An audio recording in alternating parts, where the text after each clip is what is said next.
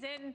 Meanwhile, the Biden administration facing growing anger after more than 100 illegal immigrants tested positive for COVID-19 at the border. And then, were they forced to quarantine? No, they were allowed to board buses to anywhere in these beautiful United States. After the news broke, Texas Governor Greg Abbott said, quote, the federal government alone has a responsibility to test, screen, and quarantine illegal immigrants crossing our border who may have COVID. Texas will not aid a program that makes our country a magnet for illegal immigration. A magnet for illegal immigration. Surely it's an exaggeration to characterize Biden policy that way, even if these people are literally on their way here wearing Biden let us in t-shirts. And they're magnetic. So with the Fed's border strategy becoming a gross mixture of COVID hypocrisy and naive policy, how is the Biden administration going to clean up this mess? The Man Panel is back. Chris Barron, Dave Smith, Kevin Walling. So, Chris, if President Biden had a practical plan on immigration, what could he do to get Republicans on board? Because clearly we need to fix the system. Here's the problem. He doesn't have a plan. I mean, the Democrats are like the proverbial dog that caught the car. Like when it comes to immigration, they don't know what the hell to do now. I mean, the truth is that Democrats they've demagogued the issue. They've had emotional manipulation. They've had heated rhetoric, but they've never had a coherent plan when it comes to dealing with illegal immigration. So guess what? You're in charge now. Do something about it. Contact tracing. So that's something that we've been told is critical. That's how we will know how to squash the virus, depending on from whence it came. But how do you contact trace when you don't even inform bus drivers if there are people in their vehicles who are positive for COVID?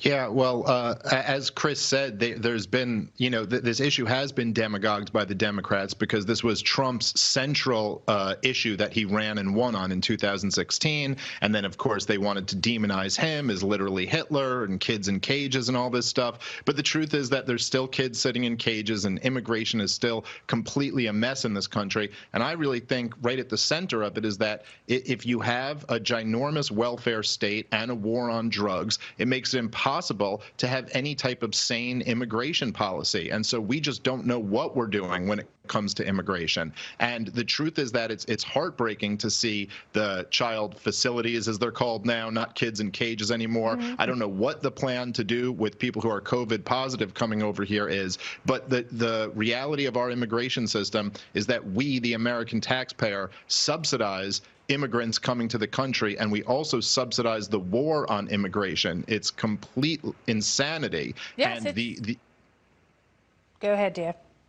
No, I was just saying, I mean, look, you can have a loose immigration policy, something closer to an Ellis Island style immigration with no welfare state and no war on drugs and no big government. Or you can have, a huge welfare state and housing and education and healthcare is a human right. But that's going to require very strict border enforcement. And the Democrats want all of it. They want the giant welfare state and the open borders. There's no way of sustaining that.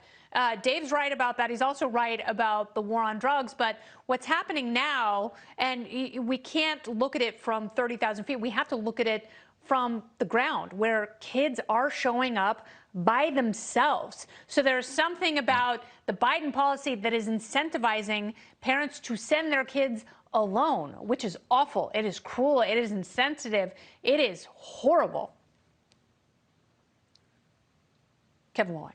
Yeah, no, Kennedy, I mean, we're in absolute agreement. I mean, 94%, we're at 94% capacity in those facilities for children. Obviously, there's a lot of pressure given the COVID restrictions and just the sheer nature of the amount of children coming across the border. We saw similar surges of this magnitude in 2019 with President Trump and in 2014 with President Obama. So we've been down this road before, but clearly it's a compounded crisis with COVID-19. Obviously, the Biden administration, this is a top priority. To Chris's point, we have the administration has released a framework based very much on what was passed in the Democratic Senate in 2014 with bipartisan support, something that got 60-plus votes with Republicans like Marco Rubio on board. I think you're going to see the Biden administration prioritize this after after the COVID plan passes, hopefully next week, and we can move forward on immigration because I guarantee we need they don't have a comprehensive plan. immigration Therefore, reform. it's not a comprehensive immigration reform is not a priority for this administration.